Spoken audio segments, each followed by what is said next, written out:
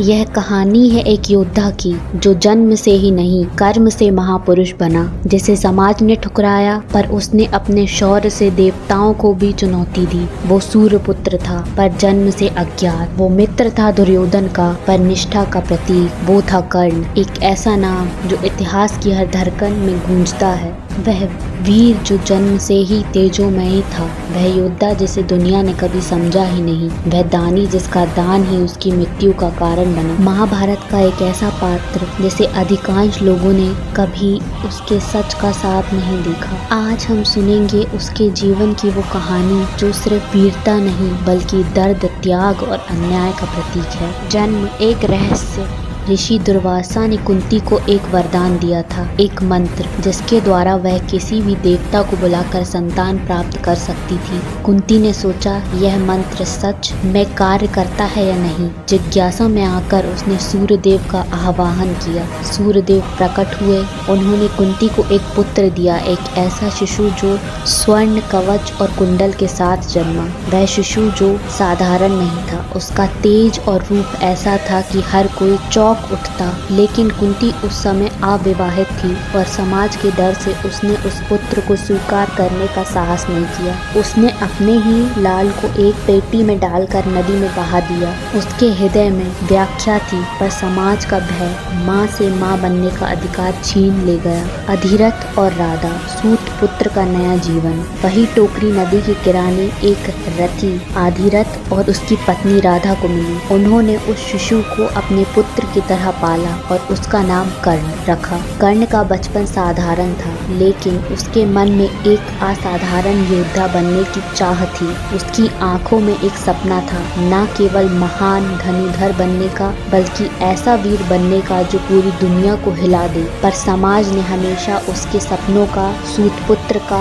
ठप्पा लगाया। जब भी उसने किसी शस्त्र विद्या गुरु से सीखने की इच्छा जताई, लोग उसे नीचा दिखाते, लेकिन कर्ण ने कभी हार नहीं मानी। शिक्षा की तलाश और परशुराम का शाप। कर्ण ने द्रोणाचार्य से शिक्षा मांगी, लेकिन जाति के कारण द्रोण ने उसे तुरंत ठुकरा दिया। यह कर्ण के लिए दूसरा घाव था। उसने निश्चय किया कि यदि समाज उसे नहीं मानेगा तो वह अपनी मेहनत को आगे बढ़ाएगा। उसने अपनी जाति छिपाई और स्वयं को ब्राह्मण बताकर भगवान परशुराम के पास गया। परशुराम ने उसे शास्त्र विद्या सिखाई। कर्ण एक उत्कृष्ट शिक्षक साबित हुआ। एक दिन परशुराम विश्राम के दौरान कर्ण की जांघ पर सिर रखकर सो गए। तभी एक जहरीले बिच्छू ने कर्ण को काट लिया। हुए भी आवाज नहीं निकाली।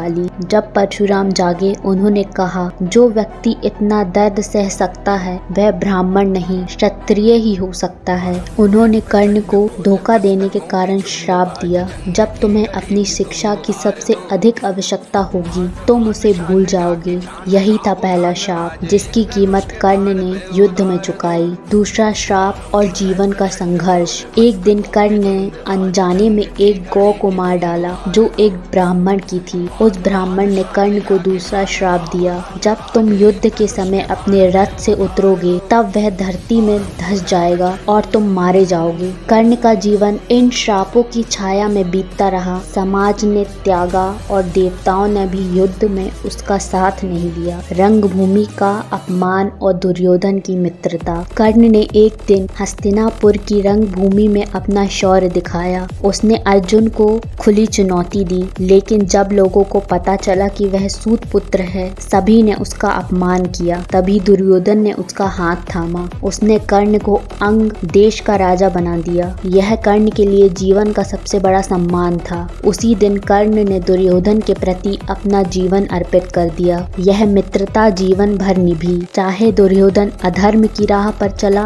कर्ण ने उसे कभी नहीं छोड़ा। द्रौपदी का स्वयंवर और कर्ण का तिरस्कार। जब द्रौपदी स्वयंवर में अर्जुन के अलावा किसी और को पसंद नहीं कर रही थी, तब कर्ण ने भी धनुष उठाया, पर द्रौपदी कुंती ने उसे रोक दिया। मैं एक सूत पुत्र से विवाह नहीं कर सकती। उस दिन कर्ण के मन में और गहरा दर्द उत्पन्न हुआ। उसे लगा कि उसका जीवन केवल पहचान के बोझ तले दबा है। दानवीर कर्ण, त्याग की मिसाल। जब महाभारत युद्ध निकट था, इंद्र अर्जुन के पिता ब्राह्मण बनकर कर्ण के पास गए। उन्होंने उससे उसके जन्मजात कवच और कुंडल मांगे। कर्ण समझ गया कि यह इंद्र हैं। फिर भी उसने बिना हिचकिचाहट के अपने कवच कुंडल दान कर दिए। ये कवच कुंडल उसे अमर बना सकते थे, पर कर्ण के लिए दान सबसे बड़ा धर्म था।